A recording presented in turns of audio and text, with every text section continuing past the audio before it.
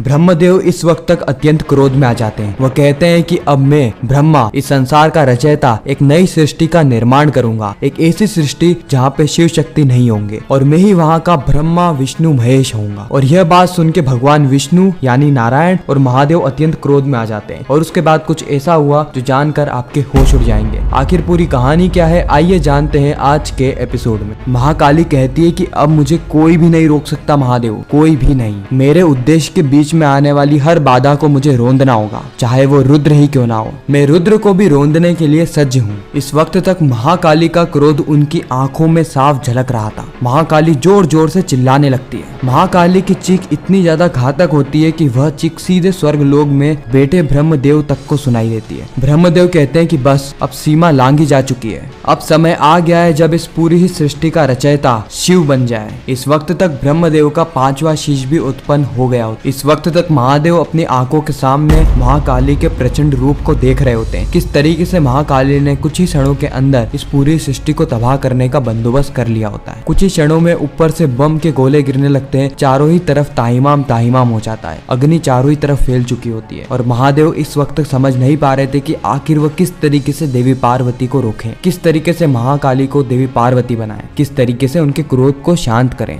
इंद्रदेव कहते हैं कि अगर इस बार महाकाल महाकाली को रोकने में असमर्थ हुए या फिर असफल हुए तो महाकाली के हाथों इस पूरी सृष्टि का अंत निश्चित है। नारायण कहते हैं कि यह भय तो मेरा भी है देवराज, क्योंकि मुझे आभास हो रहा है कि महाकाली के स्वरूप को स्वयं रुद्र भी शांत नहीं कर पाएंगे। महादेव कहते हैं कि देवी आप इतनी पीड़ा क्यों भोग रही है, खुद अपने आप को शांत कीजिए। महाकाली कहती है कि सिर्फ महाकाली नहीं बल्कि देवी पार्वती, देवी अंबिका और सारी ही देवियां जो कि मुझसे उत्पन्न हुई है सभी पीड़ा में है महादेव, सभी पीड़ा में है। पार्वती का हर एक रूप पीड़ा में है और अगर पीड़ा मन में हो तो ये संसार बहुत ही कष्टदायक लगता है और यही पीड़ा आप नहीं समझ पाए महादेव, यही पीड़ा आप नहीं समझ पाए। अगले ही पल हम देखते हैं कि महाकाली अपने सीने से तीव्र गति की अग्नि निकालती है, इतनी तीव्र गति की अग्नि जो कि संसार में आज से पहले नहीं उत्पन्न हुई और उस अग्नि से महादेव के आसपास में मौजूद चिता जलने लग गई। धीरे धीरे करके सारी चिताएं जल रही थी और उन चिताओं के अंदर शक्ति के अलग अलग रूप का स्मरण हो रहा था, जहाँ पे महादेव देख पा रहे थे कि किस तरीके से शक्ति का हर एक रूप पीड़ा में है, शक्ति का हर रूप रो रहा है, उनकी आंखों में आंसू है। महाकाली कहती है कि अब ना ही प्रेम बचा है, ना ही ममता, ना ही तप और ना ही त्याग,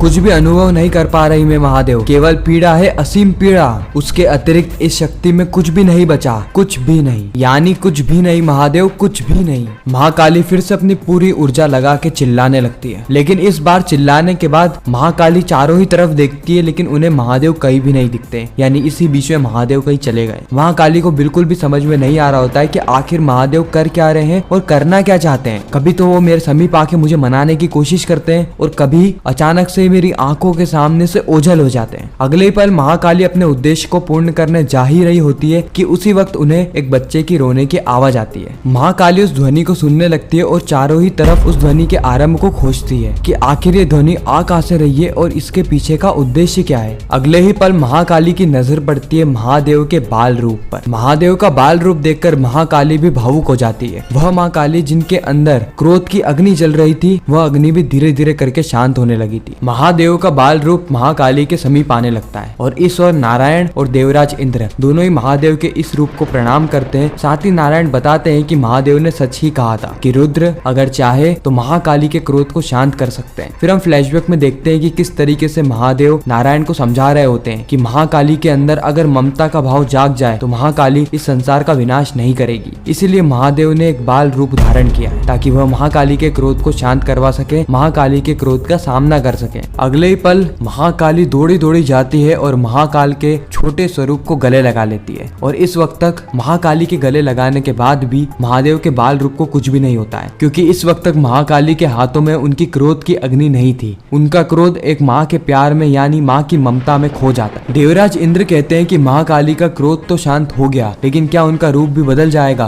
क्या बट्टू भैरव महाकाली के रूप को बदलने में सक्षम हो पाएंगे। नारायण कहते हैं कि महाकाली के मुख पर जब सदा क्रोध का भाव रहता है, आज उसी मुख पे मुस्कान है और यह कार्य इस पूरे ही संसार में केवल और केवल महादेव ही कर सकते हैं। महाकाली के मुख पे मुस्कुराहट महादेव ही ला सके और महादेव के इस बट्टू भैरव अवतार को, इस रूप को मेरा कोटि कोटि प्रणाम। ईश्वर हम देखते हैं कि महाकाली की आंख में से आंसू आने लगते हैं। महाकाली का क्रोध पूरी ही तरीके से समाप्त हो गया होता है, केवल और केवल महादेव के बट्टू भैरव अवतार के चलते। महाकाली वहां से जाने ही लगती है कि उसी वक्त महादेव का यह बाल स्वरूप महाकाली की उंगली पकड़ लेता है, जिससे कि महाकाली को वहीं पर ही रुकना पड़ता है। महाकाली कहती है कि क्यों महादेव, आखिर क्यों कर रहे हैं आप ऐसा, क्यों आप भटका रहे हैं मुझे मेरे मार्ग से, मुझे मेरे पद से मत भटकाइए महादेव, मुझे मेरे पद से मत भटकाइए। उसी वक्त महादेव अपने बाल स्वरूप से अपने वास्तविक स्वरूप में आ जाते हैं। महादेव कहते हैं कि नहीं देवी, मैं आपको पद से भटका नहीं रहा हूँ, बल्कि पद पर लेकर आ रहा हूँ। मैं आपको आपके शिव की ओर लेकर आ रहा हूँ। आप शक्ति हैं और मैं आपका शिव, हम दोनों ही एक दूसरे के पूरक हैं। और क्या आप जानते हैं कि इस पीड़ा का कारण क्या है? इस पीड़ा का कारण है मैं, यानी अहंकार, और इसी अहंकार के चलते शक्ति अपने शिव से दूर हो गई थी। हम दोनों को ही इतनी पीड़ा भोगनी पड़ी।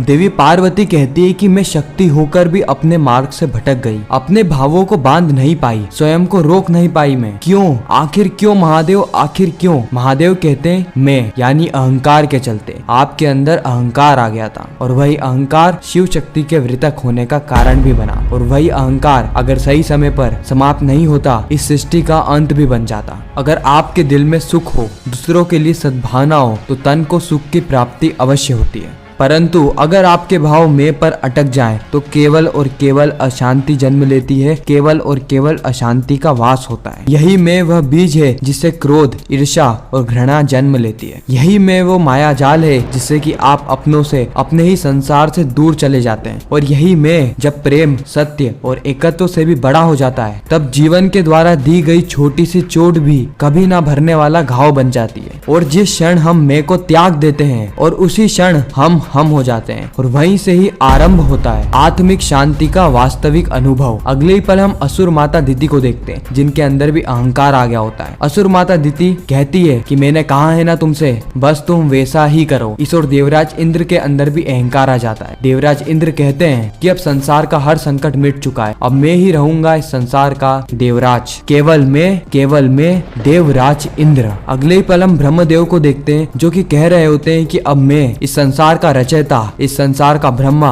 एक नए संसार को रचूंगा और वहाँ पर मैं अपने तरीके से अधिकार जमाऊंगा। महादेव कहते हैं कि इस संसार को जीतने का और स्वयं को पाने का केवल और केवल एक ही मार्ग है, और वो है कि इस अहंकार को, यानी मैं को हम में तब्दील करना। इस संसार में अगर किसी को भी पीड़ा से मुक्त होना है तो उसे मैं को त्यागना होगा। और जिस भी मनुष्य ने, जिस भी प्राणी ने अपने अहंकार को त्याग दिया, उसे परम सुख की प्राप्ति होगी। फिर उसे ना ही कुछ पाने की इच्छा रहेगी और ना ही कुछ सिद्ध करने की और ना ही नियंत्रित करने की। परंतु जब ये अहंकार, यही मैं, शीश पर चढ़ जाएगी, तब वही होगा जो कि राजा दक्ष के साथ हुआ। जब भी हमारे अंदर अहंकार बढ़ता है तो हमारे अंदर हम का साथ छूट जाता है, क्रोध जन्म ले लेता है और विवेक शून्य हो जाता है। अब इस मैं को, चक्रव्यूह को तोड़ने का केवल और केवल एक ही मार्ग है, और वो है त्याग। त्याग दो मैं को, त्याग दो अहंकार को। इसी के साथ ही खूबसूरत एपिसोड यहीं पर ही खत्म होता है। आपको ये रिकेप कैसा लगा कमेंट सेक्शन में जरूर बताना। तो मिलता हूँ नेक्स्ट वीडियो में, जब तक के लिए गुड बाय।